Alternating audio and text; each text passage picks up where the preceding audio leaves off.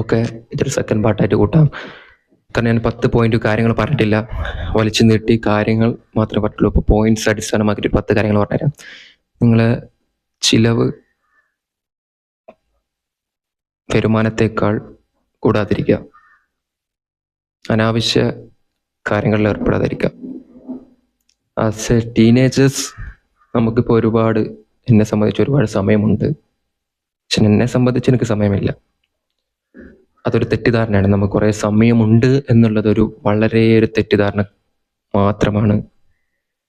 They have no time, there is a limited time.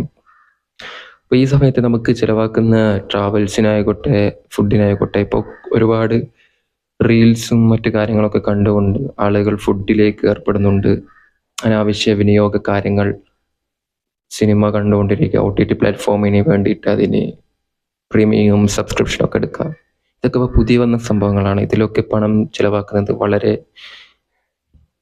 കാര്യമില്ലാത്തൊരു കാര്യം തന്നെയാണ്. കാരണം ഒന്നും ചെയ്യാത്തതാണ്. കാരണം ഈ പഴയ സമയത്ത് എന്ന് വെച്ചാൽ ഈ ഗോൾഡ് ബാങ്കിലൊക്കെ പൈസ ഇടുന്ന സമയത്ത് ചിട്ടി കമ്പനി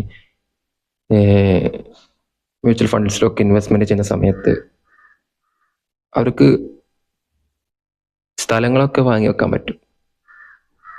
അന്ന് ഇതുപോലെ എക്സ്പെൻസ് കൂടുതലുണ്ടായിരുന്നില്ല. അന്ന് കൂടുതൽ ബെറ്റിംഗ് സിസ്റ്റമായിരുന്നു പഴയ കാലത്ത് പണം സമ്പാദിച്ചത്.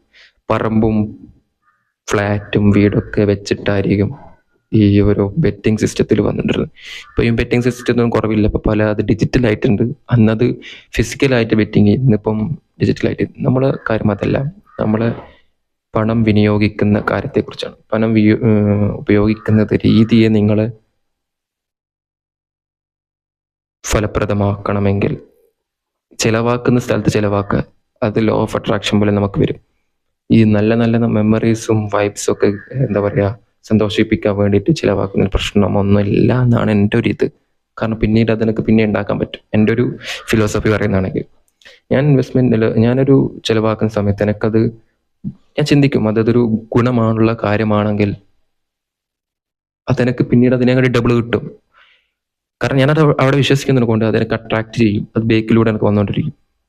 സോ നിങ്ങളെപ്പോഴും ഒന്ന് പേടിച്ചിട്ടാണോ പലതും ചിലവാക്കുകയോ ചെയ്യുന്നുണ്ടെങ്കിൽ അത് കിട്ടത്തുന്നില്ല. അത് പോയത് തന്നെ ആവും.